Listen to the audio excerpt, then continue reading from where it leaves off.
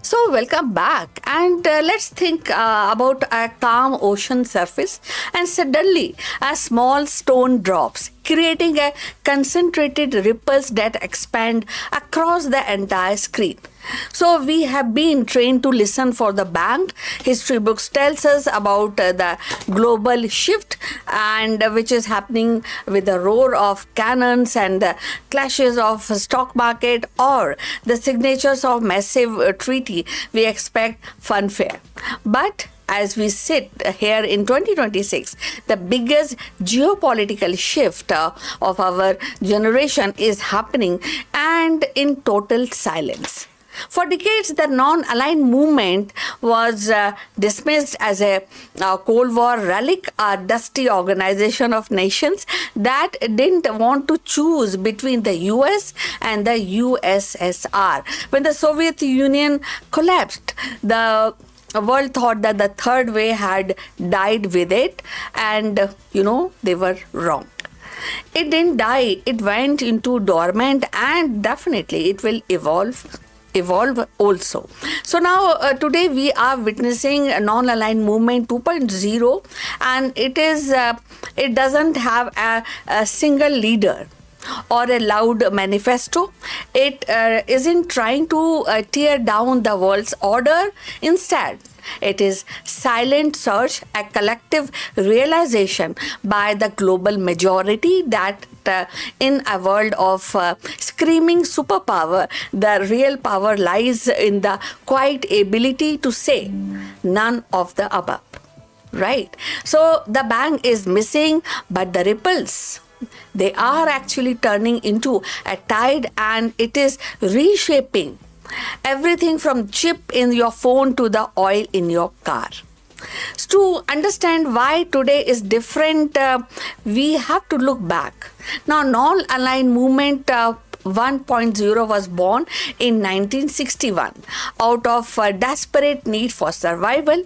Leaders like India's Nehru and Yugoslavia's Tito actually realized that being a junior partner to a superpower was just a colonialism, which is different in name, and they wanted a world that maybe wasn't a binary choice, but let's be honest. Back then, non-aligned movement was often more about rhetoric than the reality. So these nations were economically fragile and often ended up in leaning one way or other just to keep the lights on. The old non-aligned movement was a protest. Non-aligned movement 2.0 is a business strategy. In 20th century, the non-aligned meant staying out of the game. In 2026, it means actually playing every side of the board at once, and we call it multi-alignment. Think of it like this. Let's find out more, go deeper into that. The old non-aligned movement was a teenager moving out of their parents' house with no money and lot of opinions. Now, when we talk about the non-aligned movement 2.0, is the successful professional who still lives in the neighborhood but refuse to join the local HOAs, petty feuds, because they are better things to do. Now, why now? Why now we are facing these kind of opinion, and why non-aligned movement 2.0? So why the surge is happening surely and so strongly today?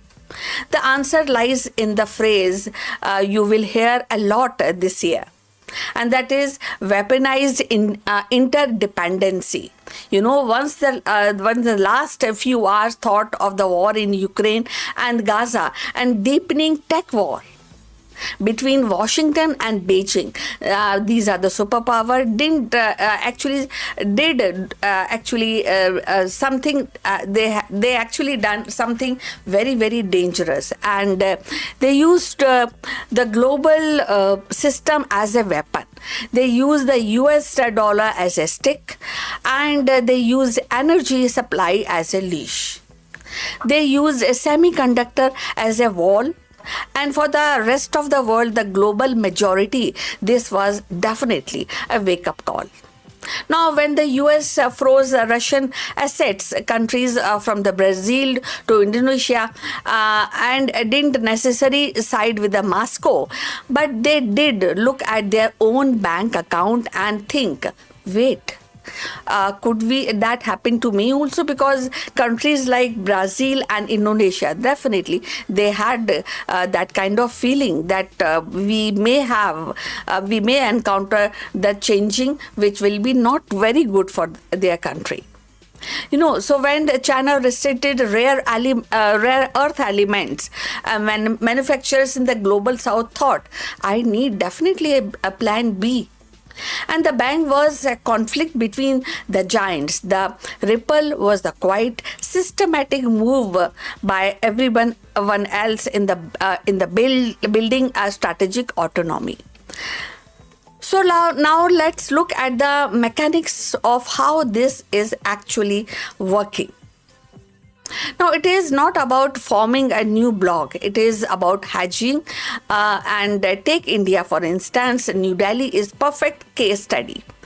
They are part of the Quad with US and Japan, yet they are a core member of BRICS and the SCO with the Russia and China.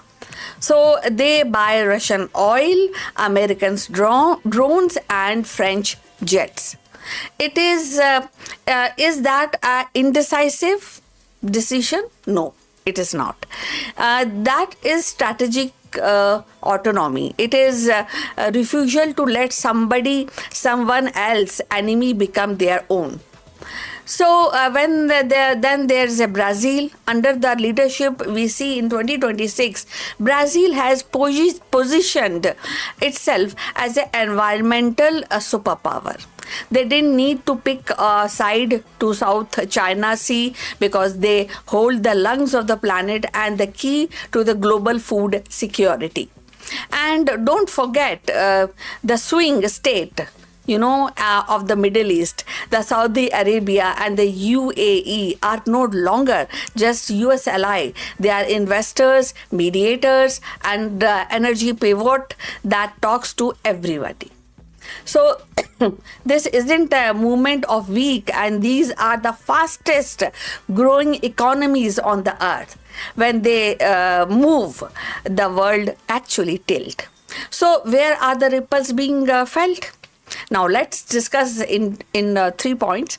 First is dollar's dominance. No, the dollar isn't crashing. That is a myth. But it is being bypassed. More countries are trading in the local currency like rupee, real, yuan, and it is quite plumbing charges that makes the US a main weapon, that is sanctions, less effective every year. Now let's also actually talk about supply chain. The friend shoring, the China plus one strategy is real.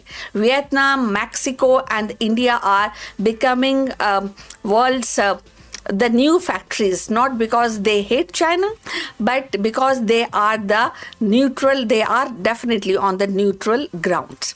Now, the second point is AI and tech sovereignty.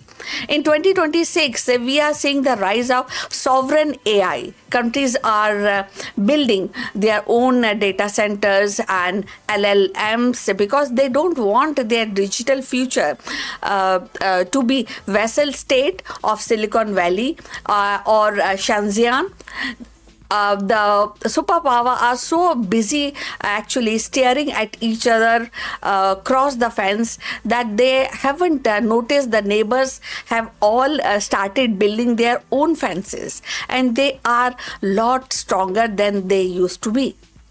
So the era of you are either with us or against us is definitely over.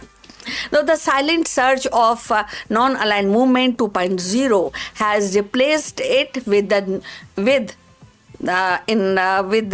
saying that we are with ourselves for the sake of the world. The bang was definitely loud, but it is just a noise. Now, the ripples are quiet, but they are the movement of water itself.